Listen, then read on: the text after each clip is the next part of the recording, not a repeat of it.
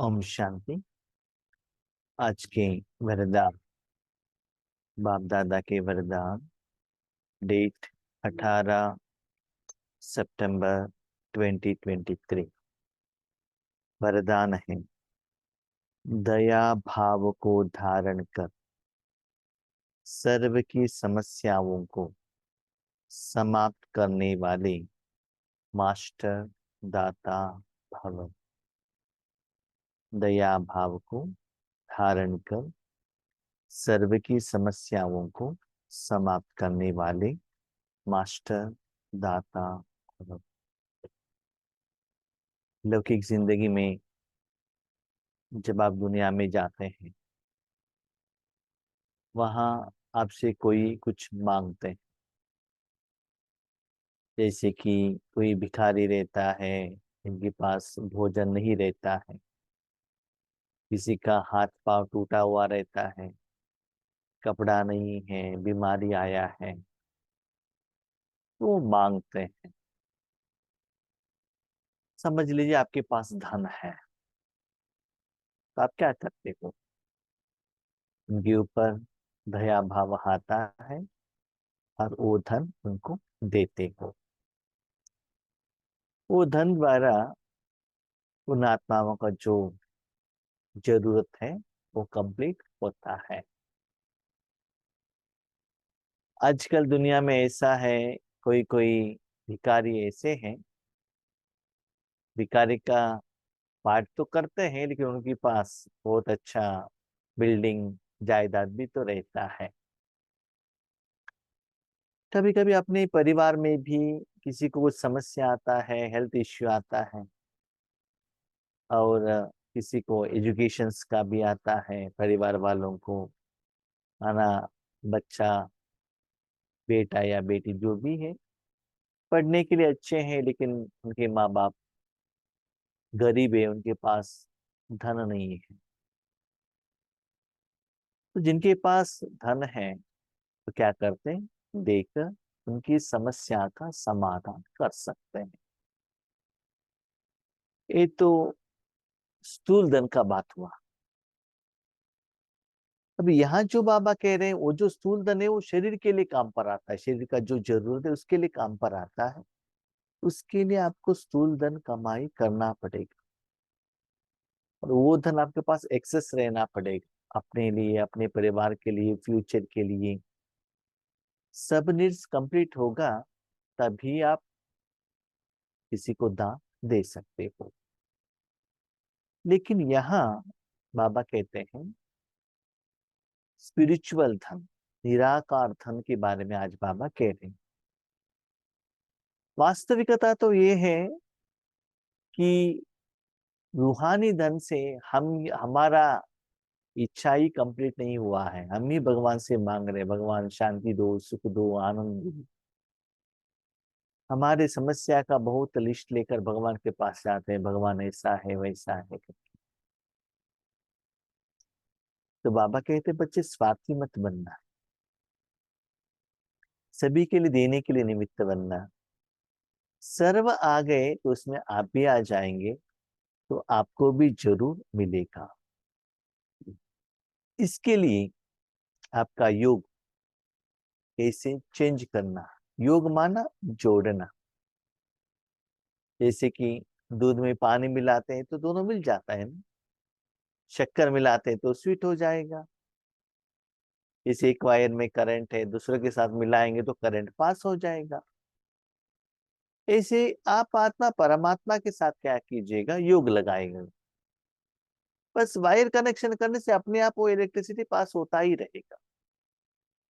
तो बाबा कहते हैं बच्चे, योग में या सेवा में आज के दिन ऐसे प्रैक्टिस करो कि दुनिया में सभी लोगों को जो समस्या है वो समस्या का समाधान और समाप्त हो जाए। समाप्त, प्रॉब्लम सॉल्व ऐसी हो जाए। तो देने का भाव तो रहना चाहिए ना, दया भाव उनके ऊपर। हाँ, दया भाव माना ऐसा नहीं कि वो आकर आपसे मांगेंगे, ऐसा नहीं। भले वो आपके आगे गुस्सा करते हैं, झगड़ा करते हैं, आगे या पीछे निंदा करते हैं या गायन करते हैं या संयुक्त कोई भी हो, लेकिन परमात्मा धन से वो भिखारी है, वो उनके पास नहीं है। तो आप देने से उनकी समस्या का समाधान मिलेगा। लौकिक में भी अपने बच्चे कैसे भी हो, एक पिता अपना सारा जायदाद उनको देते हैं ना। इसलिए बाबा क्या कहते हैं, बच्चे मास्टर दाता बनो। आपको देने का जरूरत नहीं है, आप सिर्फ साधन बन जाओ। देने वाला भगवान है, सिर्फ आप मास्टर। कैसे? एक बाबा सुंदर एग्जाम्पल कहते हैं। अभी देखो, आप ब्राह्मण हो, लौकिक में इसे समझ लीजिएगा, ब्राह्मण हो, एक टेम्पल में पूजा करते हो, ठीक है, पूजा हो गया, प्रसाद सभी को बांटना है ना। उस समय आप सिर्फ ब्राह्मण हो, और वो जो मूर्ति है, भगवान है, गॉड है, उसका रिप्रेजेंटेटिव। आपका काम है जो आपके पास जो प्रसाद है उसको उनके हाथ में देना, बस। वो कौन है, वो धन वाला है कि गरीब है कि किस धर्म के हैं, किस जात के हैं, स्त्री है, पुरुष है, छोटा बच्चा है, बाहर दुनिया में आपके साथ उनका क्या रिलेशन है, आपका फ्रेंड है, आपका एनिमी जो भी है, उससे आपको कुछ लेना देना नहीं है, सिर्फ प्रसाद देते जाना, वो आपका कर्तव्य है, ड्यूटी। तो आज त्योहार का दिन है, इसीलिए मास्टर दाता बनकर सारे विश्व के सभी आत्माओं को ऐसे रूहानी धन देने के लिए निमित्त बनो, ताकि उन सभी का समस्या का समाधान मिल जाए। कभी कभी समझ लीजिएगा कि एक व्यक्ति अपने परिवार वालों को हॉस्पिटल में एडमिट करते हैं, डॉक्टर कहते हैं तुरंत ऑपरेशन करना पड़ेगा, 5 लाख चाहिए। तो कितना टेंशन में आते हैं। कोई धन वाले आ गए, धन दे दिया, तो टेंशन फ्री हो जाएंगे ना। इसके लिए बाबा एक एग्जाम्पल प्रैक्टिकली जो बना है वो एग्जाम्पल बाबा कहते हैं। एक गांव में एक परिवार था, बहुत गरीब थी, बहुत माना बहुत गरीब। पति, पत्नी और 2 बेटियां चौपड़पट्टी में रहते थे। एक कहानी नहीं है, प्रैक्टिकल एग्जाम्पल है जो हुआ है। तो वो जो पति है ना, बहुत दारू पीता था, जो भी कमाई था दारू पी कर आता था। और उनका जो युगल पत्नी थी, वो भी किसी के घर में काम के लिए जाती थी। घर में आने के बाद पत्नी को डांटता था, उन्होंने जो कमाई करके आ गया वो भी चोरी करके लेकर जाता था, इतना दुख देता था। तो एक दिन दारू ज्यादा पीने के कारण उनका तबीयत खराब हो गया, हॉस्पिटल में एडमिशन किया, हॉस्पिटल में लेकर गए। तब उन्होंने कहा कि ये तो सीरियस केस है, यहाँ नहीं होता है, बड़ा हॉस्पिटल में लेकर जाओ। ठीक है। तो इधर उधर उन्होंने सराउंडिंग जो लोग हैं उनसे थोड़ा पैसा इकट्ठा किया, मतलब बहुत पुराना वो ये इंसिडेंस है। उस समय उनको 2,000 रुपये मिला, तो 2,000 रुपये लेकर गई गई तो वहां हॉस्पिटल में एडमिशन किया, और उसमें से 1,000 रुपीज एम्बुलेंस वाला को दे दिया, और 500 रुपीज एडमिशन चार्जेस से भी किया। तो डॉक्टर ने कहा इनको ऑपरेशन करना है, इतना खर्चा होता है। तो उन्होंने कहा ओके ठीक है, आप कीजिएगा। उसके बाद ये इंफॉर्मेशन उनके पति को पता चला। तो पति वो जो पत्नी है ना युगल, वो पक्का बीके थी, बाबा की बच्ची थी। तो उन्होंने पति ने पत्नी को पूछा, मैंने शादी करने के बाद आपको एक थोड़ा सा भी सुख नहीं दिया, लेकिन आज मेरे लिए आप इतना सब कुछ क्यों कर रहे हो? वो कहती है, मैं अपनी पत्नी का धर्म निभा रही हूँ। ठीक है, आप कैसा भी हो, पत्नी का काम है पति का रक्षण करना, जब तक वो जिंदा है वो मैं कर रही हूँ। ठीक है, आप कर रहे हो, लेकिन एक काम के लिए अभी ज्यादा पैसा चाहिए, ऑपरेशन करने के बाद धन तो देना पड़ेगा। धन आपके पास है नहीं, धन कहाँ से आएगा? तो वो कहती है, मेरा पिताजी इंतजाम करेंगे। आपका पिताजी इंतजाम करेंगे? आपका पिता तो मरकर 10 साल हो गए, आपका पिताजी कहाँ से हेल्प करेंगे? नहीं नहीं, हमारा पिताजी करेंगे। ठीक है, आपका मर्जी, जो करना है करो। ठीक है, ऐसे कहकर वो सो गए। जनरल वार्ड में एडमिशन किया था, बाजू में बेटी है माता, बाबा को कहती, बाबा ये आत्मा के साथ मेरा कुछ हिसाब किताब है, इसलिए ऐसे ही हुआ है, तो मैं किसी से हेल्प नहीं ले सकती हूँ, अभी आप ही मुझे हेल्प कर सकते हो। तो मेरे पति को ठीक करना और घर लेकर जाना, जो भी फाइनेंशियल जो भी खर्चा है वो आपको देखना है। इसके लिए मैं हर रोज, जब तक मैं यहाँ हॉस्पिटल में रहती हूँ, मैं घर में रहती थी, सुबह 4 बजे सुबह अमृत वेले योग करती थी, मैं 2 बजे से योग करती। ठीक है, ऐसे उन्होंने कहा, एग्रीमेंट किया बाबा के साथ, और 2 बजे योग करने लगी। उसके बाद ऑपरेशन हुआ, सब कुछ हुआ, हाथ में बिल भी आ गया। डॉक्टर ने कहा कि जब तक आप ये बिल पेमेंट नहीं करते अपने पति को लेकर नहीं जा सकते। अभी पूछ रहा है पति अभी क्या करेंगे, तो देखिए कॉन्फिडेंस लेवल, नहीं अभी भी मेरा पिता मुझे हेल्प करेगा। ठीक है, वही टेंशन में वो नीचे आ गई। सिर्फ उनके पास से 50 रुपए बचा था। पति ने कहा था कुछ फ्रूट्स चाहिए, फ्रूट्स लाने के लिए वो फ्रूट्स की शॉप के पास खड़ी थी, तो व्यक्ति आ गए एक, वो भी फ्रूट्स खरीदने के लिए। तो उन्होंने कहा, बहन जी आपके मुख में कुछ चिंता है, क्या है कारण? उन्होंने कहा नहीं नहीं कुछ नहीं, नहीं नहीं कुछ है, बताइए क्या है।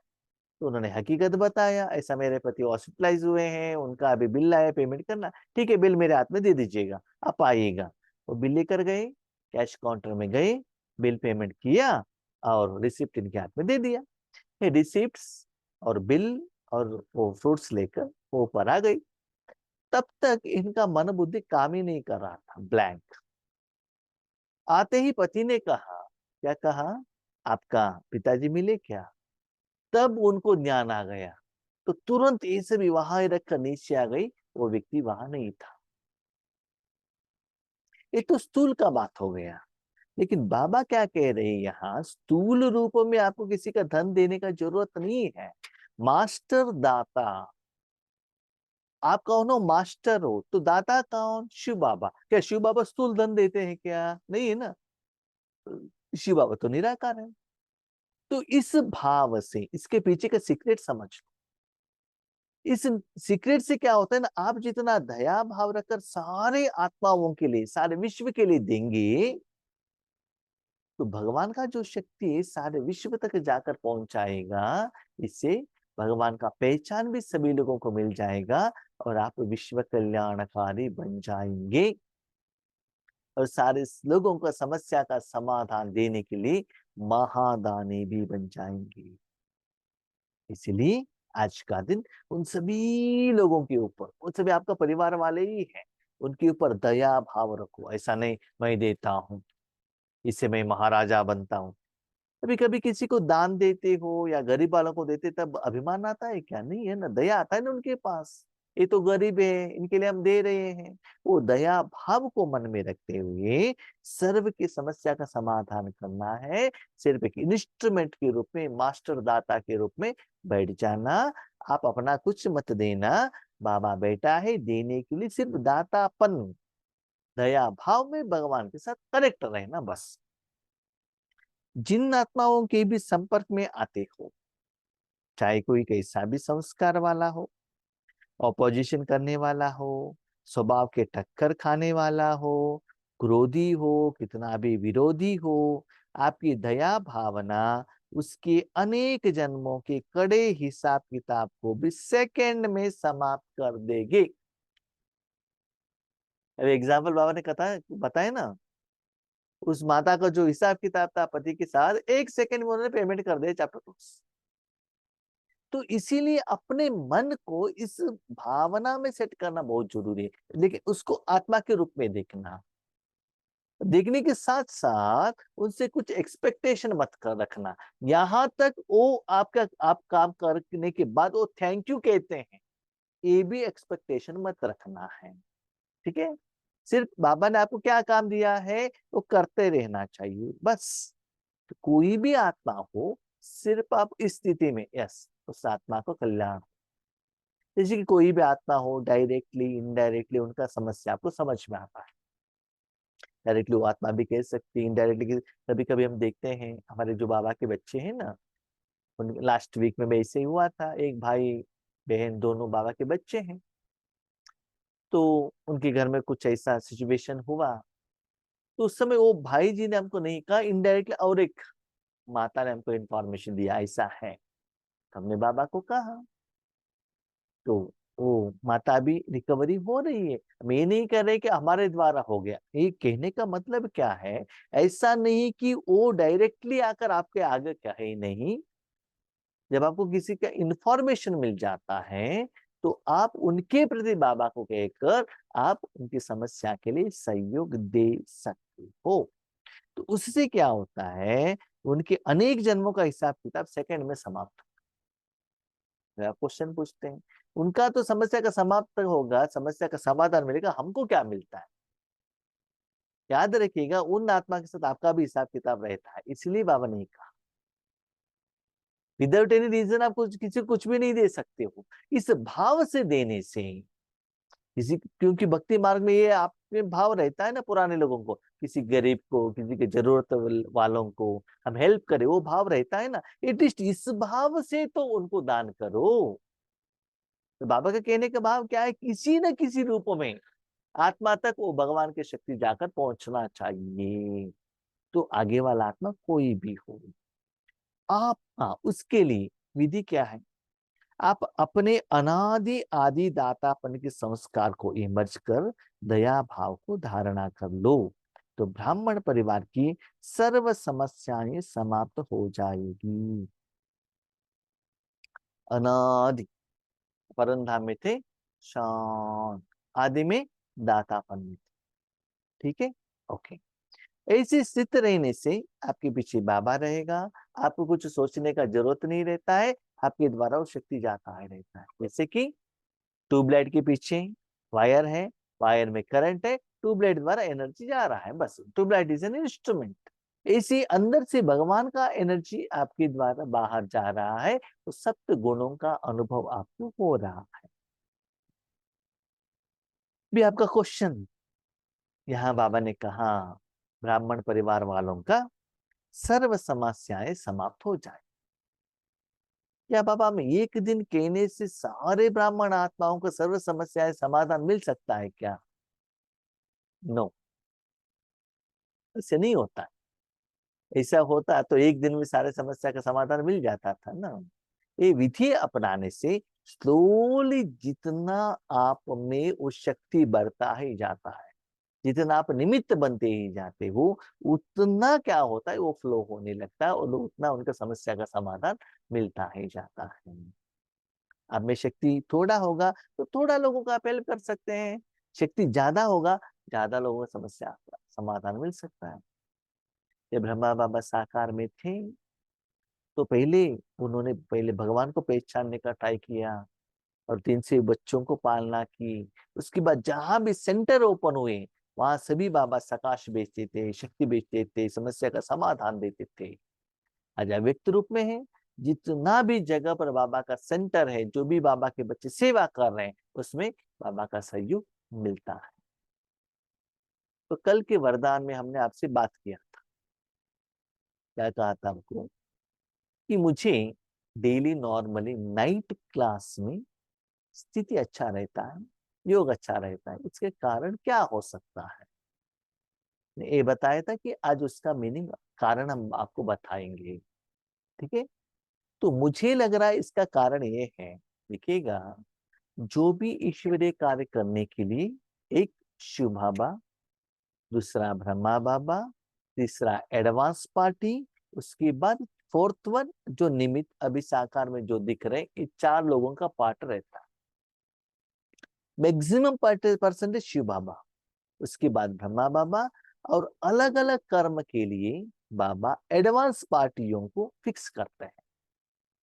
जैसे कि हमारे यहाँ भी अभी जो जूम ऐप चल रहा है, इसमें भी अलग अलग प्रोग्राम के लिए अमृत वेले के लिए ग्रुप अलग, नुमा शाम योग के लिए अलग, नाइट क्लास के लिए अलग, ठीक है।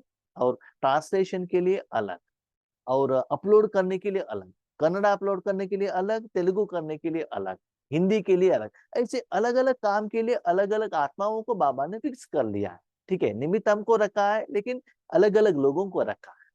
तो सभी लोगों का लेवल एक ही नहीं है। हर एक का डिसिप्लिन, प्रॉम्प्टनेस, इच्छा, परफेक्टनेस, भावना, ये सभी चेंज रहता है।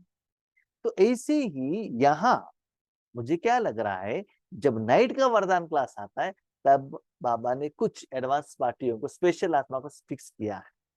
नुमा शाम के लिए अलग है, अमृत वेले के लिए हम तो दिखाई देते हैं, लेकिन इसके पीछे का जो प्लानिंग है ना, वो एडवांस पार्टी शिव बाबा, ब्रह्मा बाबा का मेजर रहता है।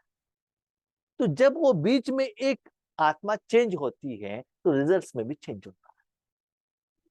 तो मैं आपको प्रैक्टिकल एक बात कहता हूँ।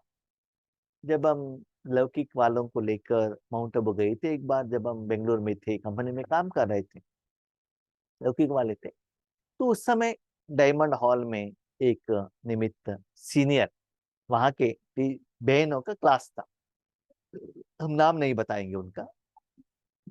क्लास था 10:30 to 11:30, लोग क्लास सुन रहे थे, लेकिन सोले लोग नींद की तरफ जा रहे थे। ठीक है, क्लास तो चल रहा था, नींद की तरफ जा रहे थे, उतना वाइब्रेशन नहीं था। ठीक है, 11:30 to 12:30 उषा बहन आ गई।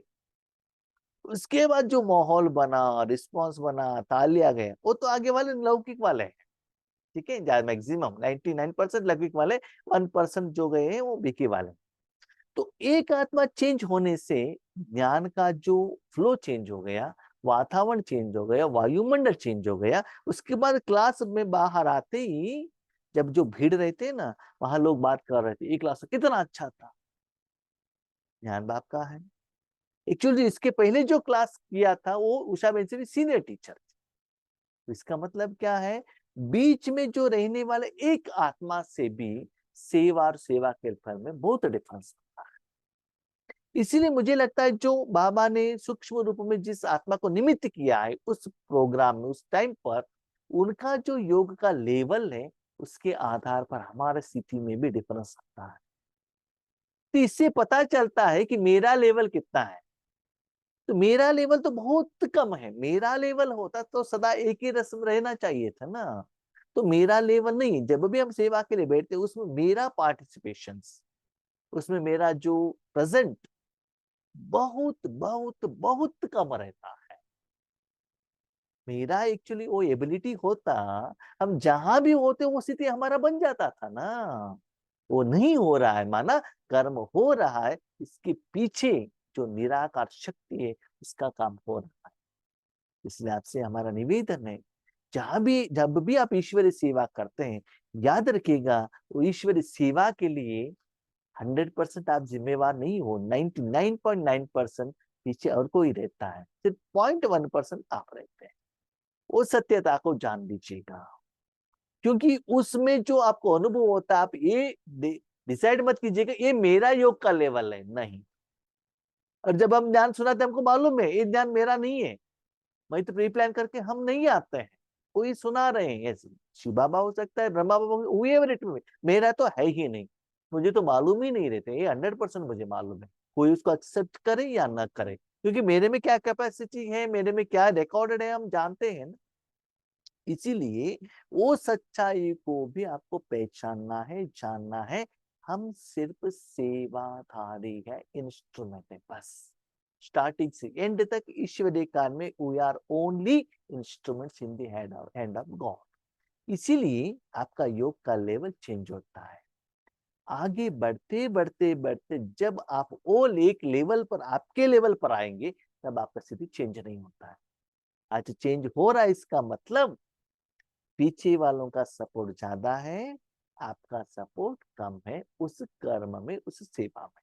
स्लोगन, अपने रहमदिल स्वरूप व दृष्टि से हर आत्मा को परिवर्तन करना ही पुण्यात्मा बनना है।